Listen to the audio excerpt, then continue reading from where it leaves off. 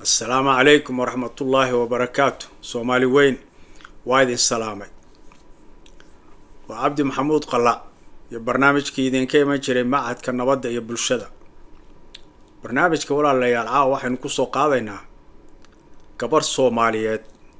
ودكان كشقينيسا meel ka mid ah Soomaaliya aan u maleynay inay Muqdisho tahay laakiin ma hubo laakiin waa u maleynaya oo runtii ninkii ay u shaqeynaysay si xun halka ugu bahdilay meel public ah oo dukaan dad badan imanayaan oo halkaas oo caynka hadana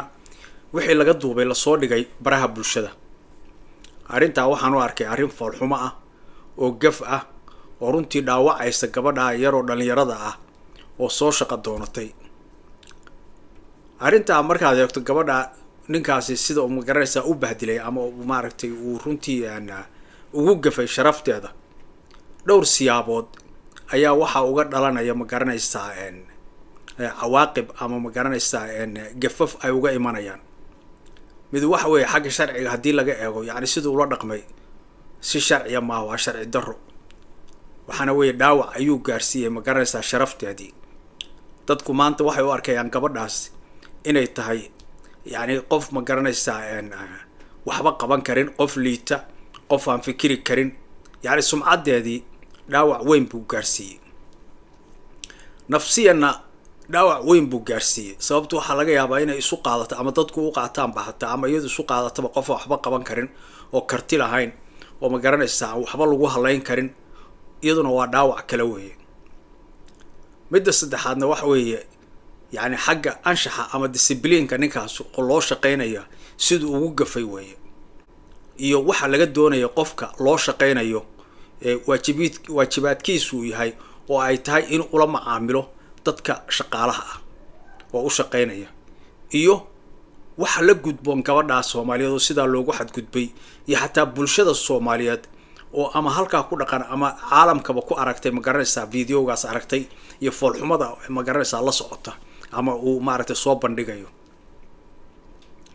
horta waxa weeye qofka bini aadanka Ilaahay sharaf buu siiyay in la bahdilo oo la dhibaateeyo oo la ceebeeyo oo sida ma garanaysa loogu geysto waxna runtii wax mudan ma aha waana khalad arrimaha xuquuqaha caynkaasna sharciga ilaaliyay yani in qofka sharaftiisa iyo karaamadiisa iyo dadnimadiisa la ilaaliyo waa arrin waxa weeye weeye oo sharciga islaamka iyo ma garanaysa midka bini aadanku samaystayba ay runtii damaanad qaadeen waana jeclaan lahaa looyarada Soomaaliyeed gaar ahaan kuwa sharciga xagga shaqaalaha bartay iyo xataa ururada shaqaalaha u doodaaba gabadha arinteeda inay eegaan iyo ma garanaysa gafka loo geystay midda labaadna waxa weeye sidaan idin sheegay yani gabadhaasi nafsiyan uqdada galaysa oo isu qaadan karto qof aan waxba qaban karin ay tahay ama dadku u arkayaan laga yaabo bari meel kala shaqo markay u doonato in la yiraahdo wartiimiya caynkaas ahayd wartan waxba kuma hadlayn karo taasina runtii waa dhibaato kale oo dhaqanka caynkaas ah ama ma garanaysa bahdilkaas uu keenayo tasdaxaadna wax weeye yani ninkaasi sidoo uga gudbay anshaxa wanaagsan sidoo uga gudbay ama xagga islaamka ha noqdo ama midka bini aadamku samaystay oo ma garanaysa ay iyagu ma garanaysa isku ilaaliyaan ha noqdo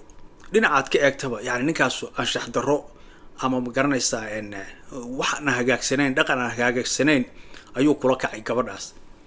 meel public ah oo dukaan oo cid walba joogto iyadoo ma garanaysa joogta meeshii lacagta lagu qabanayay ama tilka joogta ayuu qaylo dhagaha u saaray ka bax meesha ka bax yaa keenay isla weeye way gaabinaysaa way gacan culus tahay yaa keenay iga bax ba yani wuxuu kula hadlay wax qiyaasi karta maaha marka gabadhu khaladka ma leh laakiin khaladka isaga leh wuxuuna khaladka ku leeyahay shaqaale markuu keensado dukaanka wax laga yaabaa gabadhan mashiinka waligeed inaanay ku shaqeyn wax laga yaabaa dukaan hore inaanay uga shaqeyn qofku waa inuu tababaro inta ay shaqada ka baranaysana ilaa ma ogtahay speedka ama xawaaruhu kuma imaanayo maalin iyo labo waqti bay qaadanaysaa qofku markuu shaqo maalintii horeyso aad baabuur inaad bilowday ka hor inaad wado see xaalkaagu ahaa muddo ka bacdina xaalkaagu soo yahay maalinta ugu horeysa waad dhacaysaa adigoo dhan ba aan fariirsan laakiin muddo ka bacdi waxa weeye adigoon iska warhayn baad wadaysaa meesha rabta geynaysaa marka waxaa la rabaa inuu fahmo qofkaanu inuu u baahan yahay tababar, inuu u baahan yahay. intay tababarka la siinayana waa inay u dulqaataan. waa in qof kale ag jooga haddii safku dheeraado ama hawsha ku badato uu la qabtaa ama yidhaahdo aan safka aan meesha ka saaraya isugu wax yar ama caynka. laakiin isagii oo aan tababarin, isagii oo aan hagaajin, yani sida ka muuqata ayuu meeshii dhex taagay.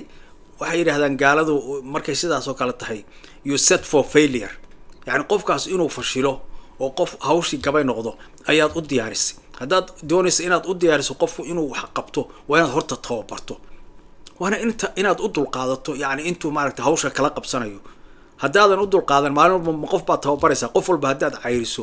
maxay noqonaysaa hawshaadu? waa xigmad daro. marka dadka Soomaaliyeed oo loo shaqeeyo waxaa la doonayaa dadka shaqaalaha bini'aadanimadooda iyo sharaftooda inay ilaaliyaan iyo inay tababaraan dadka.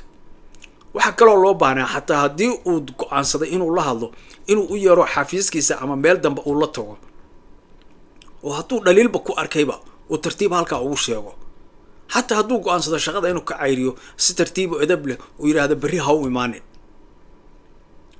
ha soo noqon berri uu yidhaahdo. laakiin inuu dadka dhexdiisa sidaa ugu bahdilo oo sidaa ula macaamilo, runtii Soomaaliya anigu waxaan la yaabay weeye. dhaqanka caynkaasna waxaan u malaynayaa waddankeena inuu ku baahsan yahay, oo dadka hantida haysta ama dadka loo shaqeeya ay isu haystaan ilaahyo yaryar inay yihiin, oo dadka masaakiinta ah oo soo shaqo doontay oo duruufo haystaan ama dhalinyarada jaamacadaha ka baxay ama iskuullada ka baxay oo shaqadoonka ah, yacni inay sidaa ugu digtaan ama sidaa u dhibaateeyaan inay dhaqan u noqotay. arrintaasina waa arrin u baahan in runtii ay dadku wax ka qabtaan oo diidaan. siyaabaha wax looga qaban kara waxa weeye dukaankaas oo kale in la takooraba, inaa waxba laga gadanba, boycott lagu sameeyo gabigiisaba, in ma garanaysaa lagu soo qoro jaraa'idkii social mediaha lagaga hadlo, in foolxumadu sameeyey maaragtay lagu ceebeeyo lagaga hadlo. laakiin haddii laga aamuso kaasoo kale waxay noqonaysaa mid walba inuu sameeyo. laakiin haddii ka cashar loo dhigo, dadka loo shaqeeya waa is ilaalinayaan, yani dadka xuquuqdooda inay ku xadgudbaan waa iska ilaalinayaan. ganacsigiisa isagaa leh, qofku rabana shaquu siin karaa, ku rabana shaqu u diidi karaa ama waa ka eri karaa, taa ishuugu ma aha. laakiin arrintu waxa weeye sida uu ula dhaqmayo oo bahdilka ah oo ma garanaysaa dhibaataynta ah oo sharaf dhaca ay ku jirto iyo ma garanaysaa xumayntu ay ku jirto oo qofkiiba aadan bini'aadanimadiisa qiimeynayn, taa weeye meesha cilladu ka jirtaa. cilladu meeshay ka jirtaa waa taa. arrintaa waxaan kusoo gunaanadayaa bulshadeennu waa inaanay caadayn foolxumooyinka ama ma garanaysaa xadgudubyada la samaynayo, oo ama shaqaalaha lagu samaynayo ama dadka masaakiinta lagu samaynayo, oo dadka awoodda haysta ama awood dhaqaale ha haysteen ama mid siyaasadeed ha haysteene in xadgudubkaas samaynaya inaan ma garanaysaa la caadaynin oo laga ogolaanin. hawshaa dadka ugu horeeyo ay tahay inay wax ka qabtaanna waxa weeye waa dadka looyarada oo sharciga yaqaana, oo garanaya sharcigu wuxuu farayo ama xuquuqda qofka loo shaqeeyo ka loo shaqeeyaha ah. waxaa kale oo jira ururo shaqaalaha la sameeyey baa la yidhi, waa inay ilaaliyaan oo nidaamiyaan shaqaalaha iyo xuquuqdooda, waa inay nidaamiyaan oo ay ma garanaysaa ay eegaan oo isha ku hayaan. waxaa kaloo waajib saaran yahay bulshada dadweynaha innaga waa inaynu ilaalino, oo saan idiin sheegay dukaamada caynkaas oo kale dadka xadgudubka samaynaya aynu ka hor nimaadno oo ayna meeshoodaba tegin, maqaayadooda ama dukaankooda ayna tegin, ilaa ay ma garanaysaa soo rujuucaan oo dib usoo noqdaan oo ballan qaadaan inay bini'aadanka ixtiraamayaan oo ay ilaalinayaan sharafta dadka. waxaan u rajaynayaa gabadha yar, guul baan u rajaynayaa, gabar yaroo dhalinyaro ah oo ma garanaysaa ay ka muuqatay inay shaqaysato ayay ahayd, laakiin nasiib daro qof aan fahmayn ayaa helay ama aan ma garanaysaa ixtiraam iyo dadnimadeeda iyo qiimaheeda runtii aan u haynin ma garanaysaa wax qadarina. waxaan rajaynayaa haddii shaqada maanta ay ku waartay oo joogtana in ilaahay uu barakeeyo, haddii kalena dadka Soomaaliyeed inay gacan qabtaan oo gabadha sidaa loola dhaqmay inay ma garanaysaa dad badan oo wanaagsan baa jireen ay shaqo siiyaan.